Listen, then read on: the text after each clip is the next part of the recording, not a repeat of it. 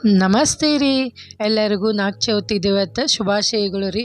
ಇವತ್ತು ಚೌತಿ ಇಲ್ರಿ, ನಾಳೆ ಪಂಚಮಿ. ಹೀಗಾಗಿ ಇವತ್ತು ಎರ್ಕೊಂಡು ಎಣ್ಣೆ ಹಚ್ಚಿ ಎರ್ಕೋದಿರ್ತದೆ. ಬೆಳಗ್ಗೆ ಫಸ್ಟ್ ನಾನು ಎಣ್ಣೆ ಹಚ್ಕೊಂಡು ಆಮೇಲೆ ಹೊರಸಲಿಕ್ಕೆಲ್ಲ ರಂಗೋಲಿ ಹಾಕಿ, ಆಮೇಲೆ ಇವತ್ತು ನಾಗಪ್ಪನ ಒಳ ಕರ್ಕೋದಿರ್ತದೆ.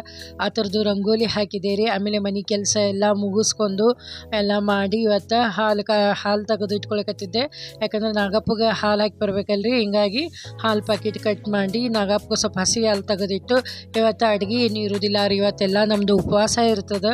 ಹೀಗಾಗಿ ಇವತ್ತು ಮಗಳಿಗೆ ಬರೀ ನಾನು ಉಪ್ಪಿಟ್ಟು, ಆಮೇಲೆ ಉಂಡೆ ಚಕ್ಲಿ, ಆಮೇಲೆ ಮೊಸರು ಅವಲಕ್ಕಿ ಕಟ್ಟಿದ್ದೆ.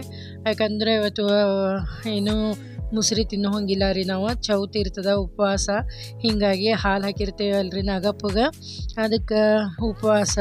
ಮತ್ತು ನಾಗಪ್ಪಗೆ ಎಲ್ಲ ಇಟ್ಕೊಂಡು ಹೋಗಿ ಹಾಲು ಹಾಕ್ಲಿಕ್ಕೆ ಹೋದ್ವಿ. ನಾನು ನನ್ನ ಮಗಳು 7ಕ್ಕೆ ಅಂದ್ರೆ ಹೋದ್ವಿ ರೀ. ಯಾಕಂದರೆ 7 ಕಾಲೇಜ್ ಇತ್ತು. ಹೀಗಾಗಿ ಲಘು ಹೋಗಿ ಲಘು ಹೋಗೋದ್ರೊಳಗೆ ಮುಗಿಸ್ಕೋಬೇಕಾಗಿತ್ತು. ಆಮೇಲೆ ನೋಡ್ರಿ ನಾಗಪ್ಪಗೆ ಅಪ್ಪನ ಪಾಲು, ಅವ್ವನ ಪಾಲು, ತಮ್ಮನ ಪಾಲು, ಮಗನ ಪಾಲು, ಮನೆಯವ್ರ ಪಾಲು, ಅಜ್ಜನ ಪಾಲು ಎಲ್ಲ ಪಾಲು ಹಾಕಿದ್ವಿ ರೀ. ಅಕಸ್ಮಾತ್ ಅಲ್ಲಿ ಏನಾರೆ ಹಾವು ಕರೆನ ಬಂತಂದ್ರೆ ಪಾಲಾಗಿ ಹೋಗ್ತೇವಲ್ರಿ, ಅಷ್ಟೇ ಹೆದರಿಕೆ. ಆದ್ರೆ ಆ ಹಬ್ಬ ಅಂದ್ರೆ ಅಷ್ಟು ಚಂದ ಬರ್ತದೆ, ಚಂದ ಇರ್ತದೆ. ಯಾಕಂದ್ರೆ ಪಂಚಮಿ ಅಂದ್ರೆ ತವ್ರ ಮನೆ ನೆನಪಾಗ್ತಿರ್ತದೆ ಯಾವಾಗಿದ್ರು. ಅಷ್ಟು ಚಂದ ರೀ ಪಂಚಮಿ ಹಬ್ಬ.